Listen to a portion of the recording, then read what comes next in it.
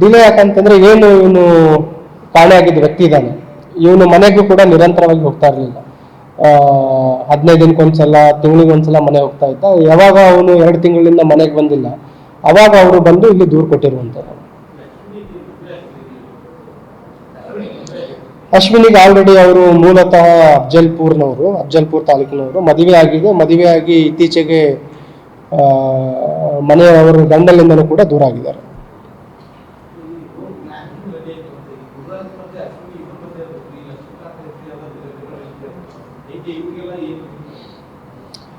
ಈಗ ಇದರಲ್ಲಿ ಇನ್ನೊಬ್ಬ ಆರೋಪಿ ಇದ್ದಾನೆ, ಲಕ್ಷ್ಮೀಕಾಂತ್ ಅನ್ನು. ಅವನು ಕೂಡ ರಾಘವೇಂದ್ರನ ಸ್ನೇಹಿತನೇ. ಅವನು ಕೂಡ ಇದೇ SIT ಕೇಸಲ್ಲಿ ಯಾದಗಿರಿಯಲ್ಲಿ ಅರೆಸ್ಟ್ ಆಗಿದ್ದ 2017-18ರಲ್ಲಿ.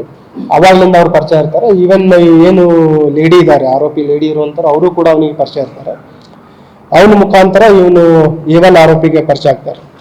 ಸೊ ಪರಿಚಯ ಆಗಿದ ನಂತರ ಯಾವಾಗ ಇದು ಬಾಂಡಿಂಗ್ ಕ್ಲೋಸ್ ಆಗುತ್ತೆ, ಅವಾಗ ಇವನು ರಾಘವೇಂದ್ರನಿಂದ ದೂರ ಆದಾಗ ಒಂದು ಕಡೆ ಈ ವೃತ್ತಿಲಿಂದನೂ ದೂರ ಆಗ್ತಾಳೆ ಅವಳು, ಮತ್ತೆ ಅವಳಿಂದನೂ ಕೂಡ ದೂರ ಆಗ್ತಾಳೆ. ಸೊ ಅವನಿಗೆ ಅವ್ರ ಮೇಲೆ ಏನು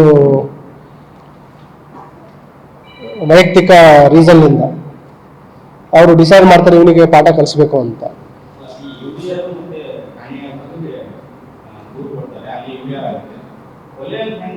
ಅದನ್ನೇ ಹೇಳಿದೆ ನಾವು, ಕೆಲವು ಎಲ್ಲ ಮನುಷ್ಯ ಕಾಣೆ ಅಥವಾ ಮಹಿಳಾ ಕಾಣೆ ಪ್ರಕರಣಗಳನ್ನ ನಾವೆಲ್ಲ ಗಂಭೀರವಾಗಿ ತೆಗೆದುಕೊಳ್ತೀವಿ. ಈಗ ಇಮಿಡಿಯೇಟ್ಲಿ ನಮಗೆ ರೀಸನ್ ಗೊತ್ತಾಗುತ್ತೆ, ಯಾವ ರೀಸನ್ಗೋಸ್ಕರ ಅಂತ. ಇದರಲ್ಲಿ ನಮಗೆ ಇವನು ಕಾಣೆ ಆಗಿದ ನಂತರ ಸ್ಥಳೀಯ ಪೊಲೀಸರಿಗೆ ಕೆಲವು ಅನುಮಾನಗಳು ಬಂದವು. ಮತ್ತೆ ಅವನ ಮೊಬೈಲ್ ಫೋನನ್ನು ಕೂಡ ಅವರು ಏನು ಮಾಡಿರ್ತಾರೆ, ಇವನ ಬಾಡಿ ಒಂದು ಕಡೆ ಡಿಸ್ಪೋಸ್ ಮಾಡಿರ್ತಾರೆ. ಆಮೇಲೆ ಅವನ ಮೊಬೈಲ್ ಫೋನನ್ನು ಕೂಡ ಜಜ್ಜಿ ಅದನ್ನು ಕೂಡ ಡ್ಯಾಮೇಜ್ ಮಾಡಿ ಎಲ್ಲಿ ಬಾಡಿ ಡಿಸ್ಪೋಸ್ ಮಾಡಿದ್ರೆ ಅಲ್ಲಿಂದ ಸುಮಾರು 150ರಿಂದ 200 ಕಿಲೋಮೀಟರ್ ದೂರದಲ್ಲಿ ಮೊಬೈಲ್ ಫೋನನ್ನು ಬಿಸಾಕಿದ್ದಾರೆ. So mobile phone switch off ಆಗುತ್ತೆ. ನಮಗೆ ಆಲ್ಮೋಸ್ಟ್ ಅವನು 2 ತಿಂಗಳಿಂದ ಮೊಬೈಲ್ ಫೋನ್ ಸ್ವಿಚ್ ಆಫ್ ಇದೆ. ಆಮೇಲೆ ನೆಕ್ಸ್ಟ್ ನಾವು ಕೆಲವು ಒಂದು ಅನಾಲಿಸಿಸ್ಗಳನ್ನು, ಟೆಕ್ನಿಕಲ್ ಅನಾಲಿಸಿಸ್ ಮಾಡಿದಾಗ ಕೆಲವು ಅನುಮಾನ ಬರುತ್ತೆ. ಆ ಆ್ಯಂಗಲ್ಗಳ ಮೇಲೆ ಕೆಲವು ಗ್ರೌಂಡ್ ಲೆವೆಲ್ ಇನ್ಫಾರ್ಮೇಷನ್ಗಳನ್ನು ನಮ್ಮ ಕ್ರೈಮ್ಸ್ ಟೀಮ್ ಕಲೆಕ್ಟ್ ಮಾಡ್ತಾರೆ.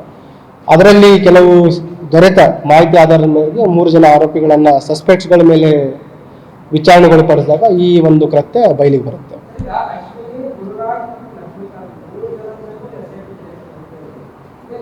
ಗುರುರಾಜ್ ಮೇಲೆ SIT ಕೇಸ್ ಇಲ್ಲ.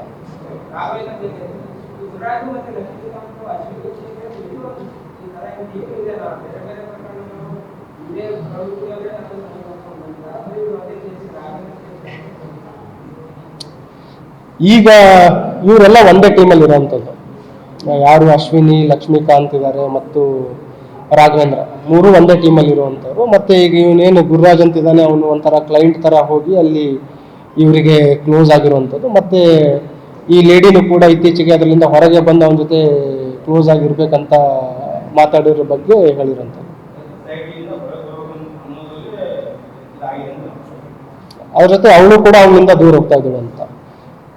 ಮೊದಲು ಅವಳು ಕೂಡ ರಾಘವೇಂದ್ರ ಜೊತೆ ತುಂಬಾ ಜೊತೆಯಾಗಿದ್ರು ಅಂತ.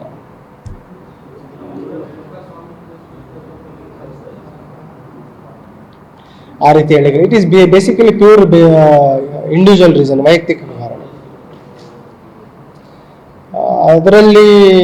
ಇದರಲ್ಲಿ ಹಲ್ಲೆ ಮಾಡಬೇಕಾದ ಆರೋಪಿಗಳಿಗೆ ಇನಿಷಿಯಲ್ ಇಂಟೆನ್ಷನ್ ಹೇಳೋದು ಅವರು ಪಾಠ ಕಲಿಸ್ಬೇಕು ಅಂತ. ಬಟ್ ಅವರು ಕೂಡ ಯಾವಾಗ ಡೆತ್ ಆಗಿದ ತಕ್ಷಣ ಇಮಿಡಿಯೇಟ್ ಪೊಲೀಸರಿಗೆ ತಿಳಿಸಲ್ಲ. ಆಮೇಲೆ ಅದನ್ನು ನಾಶಪಡಿಸ್ಲಿಕ್ಕೆ ಸುಮಾರು ಪ್ರಯತ್ನಗಳನ್ನು ಮಾಡಿದ್ದಾರೆ. ಆ ಆಂಗಲ್ಗಳಲ್ಲಿ ಇದನ್ನು ನಾವು ಗಂಭೀರವಾಗಿ ಪರಿಗಣಿಸಿದ್ದೀವಿ. ಈಗಾಗಲೇ ಈವನ್ SP ರಾಯಚೂರು ಜೊತೆನೂ ನಾವು ಮಾತಾಡಿದ್ದೀವಿ. ಅಲ್ಲಿ ಏನೇನು DNA ಅನಾಲಿಸಿಸ್ಗೆ ಏನೇನು ಸ್ಯಾಂಪಲ್ ಕಲೆಕ್ಟ್ ಮಾಡಬೇಕು ಅದ್ರ ಬಗ್ಗೆನೂ ಕೂಡ ನಾವು ತನಿಖೆಯನ್ನು ಮಾಡ್ತೀವಿ. Okay, thank you.